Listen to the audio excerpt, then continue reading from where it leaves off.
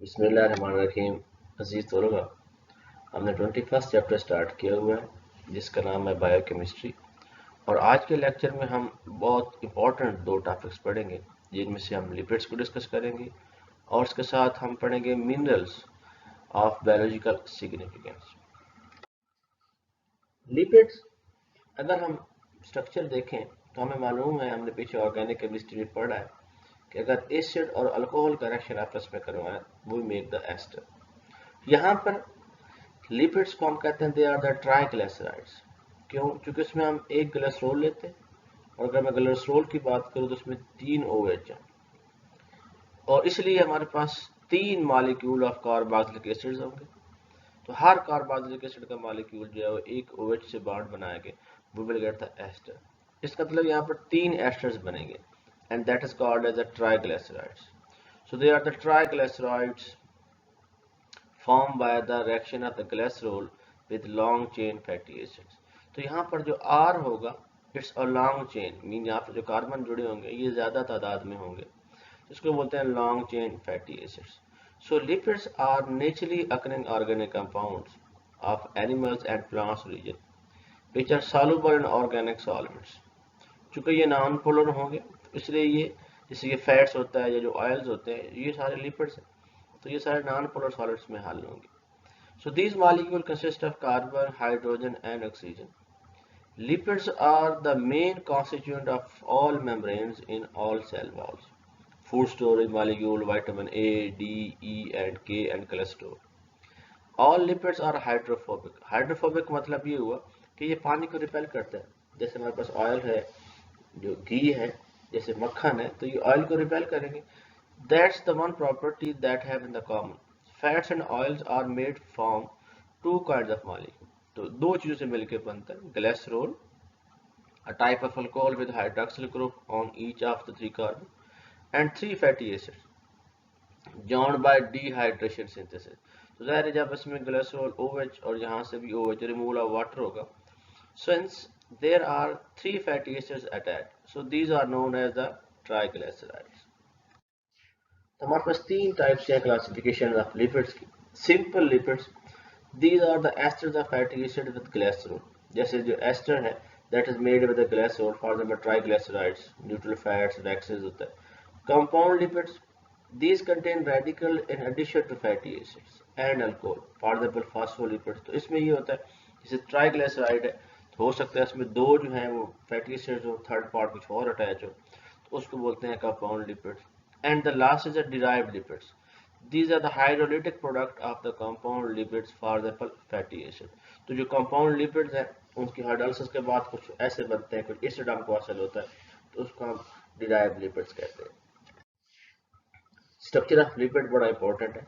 तो लिपिड्स में सबसे जो अहम स्ट्रक्चर है that basis on the long chain fatty acid.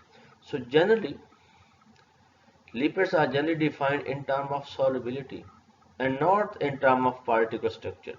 तो जो लिपिड्स होते हैं हम उसको डिफाइन करते हैं इन टर्म ऑफ सॉल्युबिलिटी। तो ये हमारे पास लॉन्ग चेन फैटी एसिड है। अगर आप गौर करें तो ये लॉन्ग चेन फैटी एसिड है, तो इसमें से ये जो AH है, जो एसिड का जो होता है OH, it will react with alcohol and make the ester. तो ये वाली जो R है तो ये लॉन्ग चेन है। तो ये जो हमारे पास दैट इज सैचुरेटेड, सारे CH2 it might be saturated, it might be unsaturated. तो ये जो लॉन्ग चेन है दैट इज हाइड्रोफोबिक। तो अल्काइल पार्ट्स होते हैं हमारे पास, तो इसलिए इसको हम बोल रहे हैं so tail of a fatty acid is a long chain hydrocarbon making the hydrophobic. तो ये इसकी टेल है जो इसको हाइड्रोफोबिक बना रही है, पानी को रिपेल करती है। And the head of the molecule is a carboxyl group which is hydrophilic. तो यार ये कार्बोक्सिल ग्रुप है, तो ये हमारे पास हाइड्रोफिलिक है, ये पानी से इंटरमॉलिक्यूल प्रोसेस कर सकता है। लेकिन जब ये बॉन्ड बना लेगा ग्लिसरॉल से और एस्टर्स बन जाएगा तो ये सारा ही हाइड्रोफोबिक बन जाएगा। जब सारा ही हाइड्रोफोबिक होगा तो ज़ाहिर है पानी में हल नहीं होगा। The fatty acids are the main components of the soap which are with their tails are soluble in oil। Main तो सोप बनाने में भी इनका बड़ा रोल है। तो fatty acids are the main component of soap where their tails are soluble in the oil dirt and their heads are soluble in water to emulsify and wash away the dirt, oily dirt। तो हमारे पास जब soap बनाते हैं तो ज़ाहिर dirt को भी और ऑयल वगैरह को सेपरेट करता है, तो ये डिपेंड करता है कि उसकी जो टेल है वो ज़ाहिर हाइड्रोफोबिक है और हाइड्रोफिलिक है.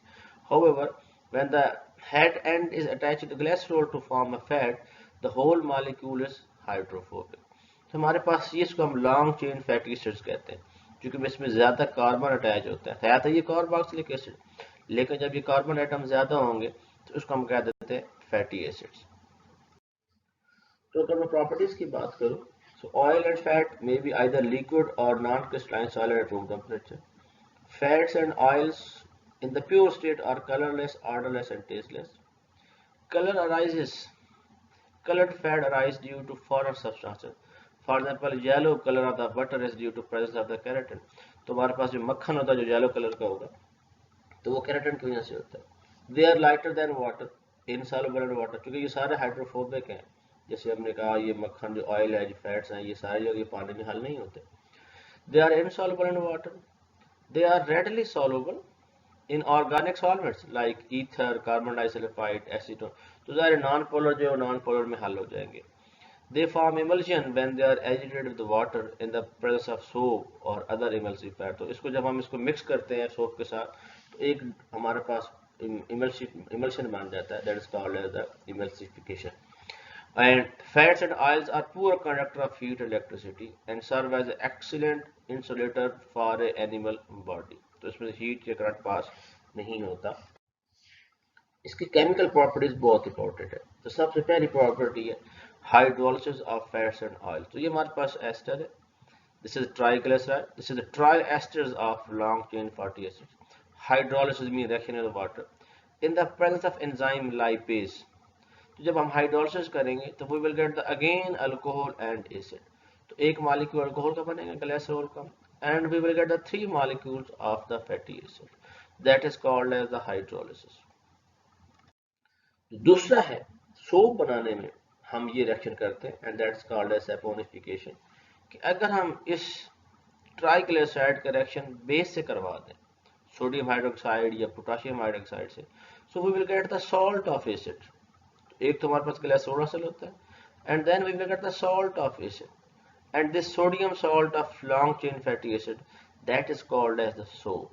तो इसको हम सोप कहते हैं.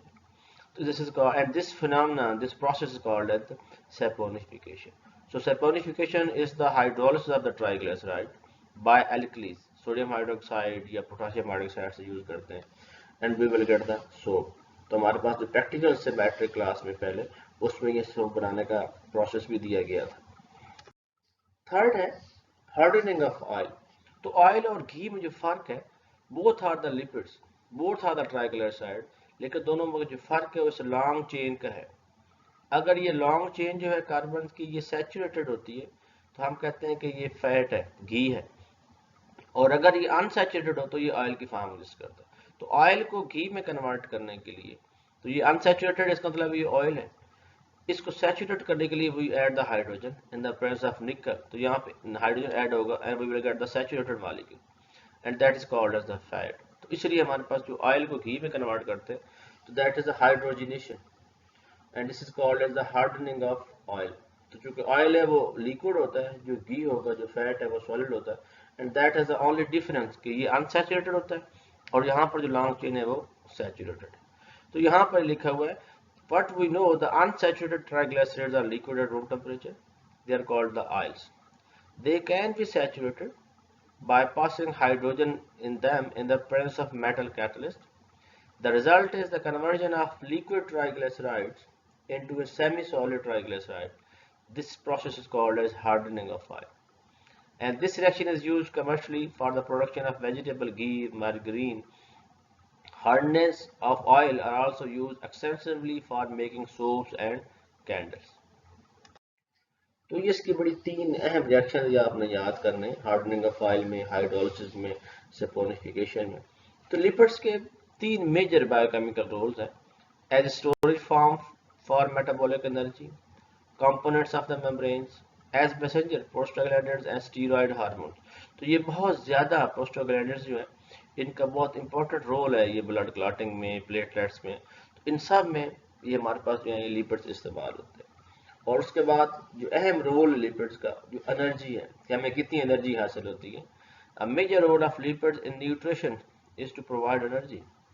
Since unsaturated, saturated and the trans fats, ये वो fats हैं जो proper अच्छी quality के नहीं होते, all which are not suitable for the health, all provide about 9 calories per gram compared to carbohydrates or the protein with 4 calories per gram.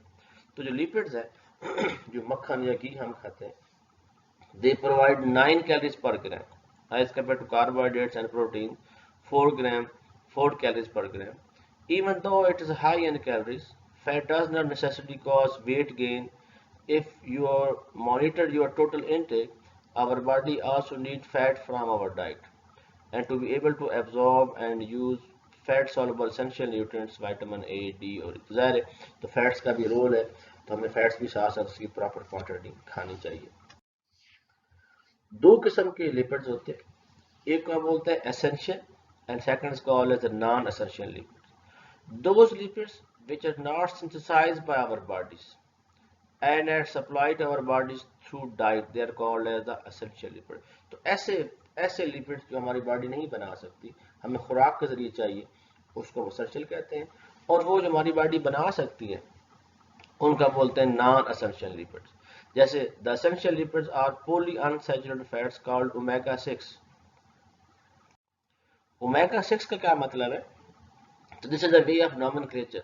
तो हम कार्बोक्सिलिक एसिड की जो फैटी एसिड की नंबरिंग करते हैं, अगर हम नंबरिंग टेल से करें तो 6 का मतलब ये है कि 6 नंबर कार्बन और 7 के दरमियान डबल बॉन्ड मौजूद है, that is called as omega 6। Omega 3 fats का मतलब ये होगा कि अगर हम टेल से नंबरिंग करेंगे, अमूमन आपको पता है हम कार्बोक्सिलिक से हेड से नंबरिंग करते हैं, लेकिन ये पुराना मेथड है, अगर हम टेल से नंबरिंग करें तो 3 नंबर कार्बन के ऊपर डबल बॉन्ड है, उसका कहेंगे ओमेगा 3।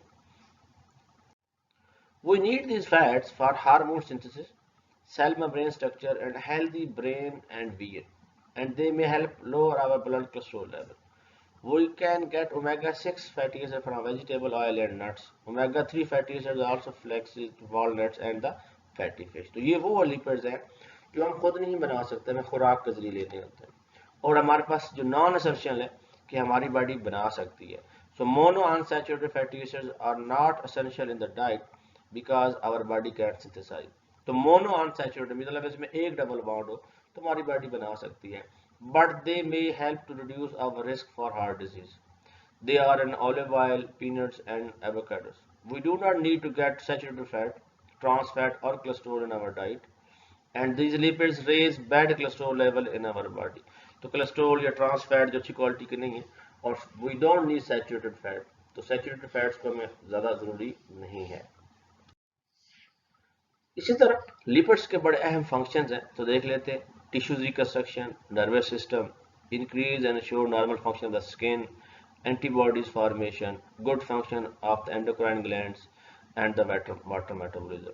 तो ये हम लोग कहते हैं जी जो लिपिड्स जो है, तो ये लिपिड्स का बहुत ज़्यादा रोल है, इसके आगे बहुत ज़्यादा इसकी चीज़ें बनती हैं जो हमारी बॉडी के लिए बहुत ज़्यादा ज़रूरी है। तो यहाँ पर हमारा एक बड़ा अहम टॉपिक एंड हुआ है, दैट इज लिपिड्स। अब हम कुछ मिनरल्स के बारे में पढ़ते हैं which are very important in case of biological system. तो उसके लिए हमारी बॉडी के लिए उनका होना बहुत ज़रूरी है। जैसे फॉर एग्जांपल जो आयरन है, तो आयरन का बड़ा रोल है हमारी बॉडी के अंदर। तो आयरन की सोर्सेज है रेड मीट है, एग यॉक है, होल व्हीट है, फिश है, स्पिनच एंड मस्टर्ड है। इंपॉर्टेंस के फायदे क्या है? Important mineral because it is part of haemoglobin which is a carrier of oxygen in the body. Iron is needed by the body to make hemoglobin rich blood, which transports oxygen to the cell. It is also needed for the adenosine triphosphate ATP, which is essential for cellular energy and the proper cell function। इसका मतलब ये हुआ कि iron का बड़ा role है हमारी body के अंदर। तो exercise, iron is lost through the sweat and through the bleeding of the digestive tract due to harsh motion। Studies indicates that 34% of the female runners and 8% male runners are iron deficient। तो इससे iron की कमी होती है। तो pregnancy में भी iron का बड़ा रोल है। Studies estimate that up to 58% of the pregnant women are iron deficient। Metabolic process में तो iron plays an important part in the metabolic process of the animal। It is present in some enzyme that catalyze the reactions of the cellular oxidation। In human, the richest organs in iron or the liver and the spleen. In smaller amounts, it is also present in the bones, medulla, kidney and the intestine. दूसरा बड़ा अहम जो element है that is the calcium. So calcium is important to bone growth and formation, blood clotting, nerve and muscle functioning. तो calcium का हम देखते हैं कि कैल्शियम का हमारे बोन्स में, तो टीथ में हम कहते हैं कि उसका बड़ा किरदार है. सोर्स ऑफ कैल्शियम है मिल्क है, चीज है, egg yolk, peas, nuts, cabbage and green leaf vegetables है. क्या क्या फायदे हैं?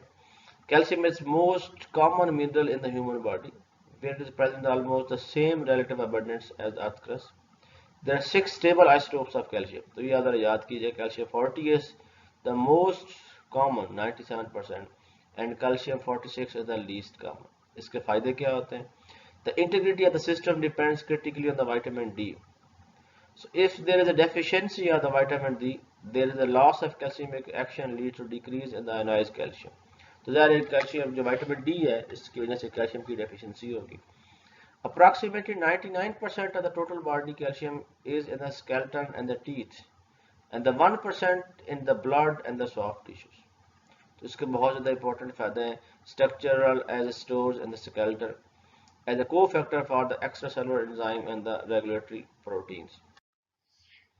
थर्ड इंपॉर्टेंट हमारे पास जो मिनरल्स हैं, जो एलिमेंट हमारे बॉडी में होना चाहिए, that is the phosphorus. Source of phosphorus, egg yolk, cheese, milk and cabbage. Phosphorus is present in plants and animals. There is over 1 lb 454 grams of phosphorus in the human body. It is the component of ATP. ATP adenosine triphosphate इसमें phosphorus है. A fundamental energy source in the living thing. It is found in the complex organic compounds in the blood, muscles and nerves, and in the calcium phosphate, the principal material in the bones and the teeth. Phosphorus compounds are essential in the diet. Organic phosphates, ferric phosphates, and tricalcium phosphate are added to food. Calcium phosphate is added to the animal feeds. Phosphorus के और functions की अगर बात करें, the main function of phosphorus is the formation of bones and teeth. It plays an important role in the body utilization of the carbohydrates and fats and in the synthesis of protein for growth, maintenance and repairing of the cell. It is also crucial for the production of the ATP. तो energy storage में ATP का role है. Phosphorus works with the vitamin B and it also assists the contraction of the muscles and in the functioning of the kidneys. और last में हमारे पास है zinc. Sources of zinc की अगर बात करें तो oyster, red meat, chicken, beans, nuts, dairy products and some sea food. उसके बहुत ज़्यादा इंपॉर्टेंस है. Zinc is the most important of all trace elements involve in human metabolism. Human body contains about 2 gram of zinc. More than 100 specific enzymes require zinc for their catalytic function. तो catalytic function के लिए जो हमारे पास जो enzymes होते हैं उनकी जो एक्टिव साइट्स होती है उसमें जिंक होता है. तो वहाँ से अगर जिंक की रिप्लेसमेंट हो जाएगी तो उससे दायरे उसकी एक्टिविटी पे फर्क पड़ेगा. तो approximately half of the zinc is eliminated from through the gastrointestinal tract the body. Considerable amount of zinc is secreted through the biliary and intestine secretion, but most of it is reabsorbed and this process is important for regulation of the zinc balance. So other routes of zinc excretion include the urine and the surface losses जैसे hair है या sweating है.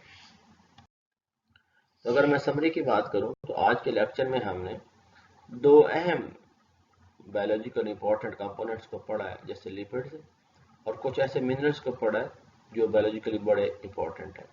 अगर आपको कोई question हो तो आप हमें सेंड करें, हम इसको डिस्कस कर सकते हैं. थैंक्स.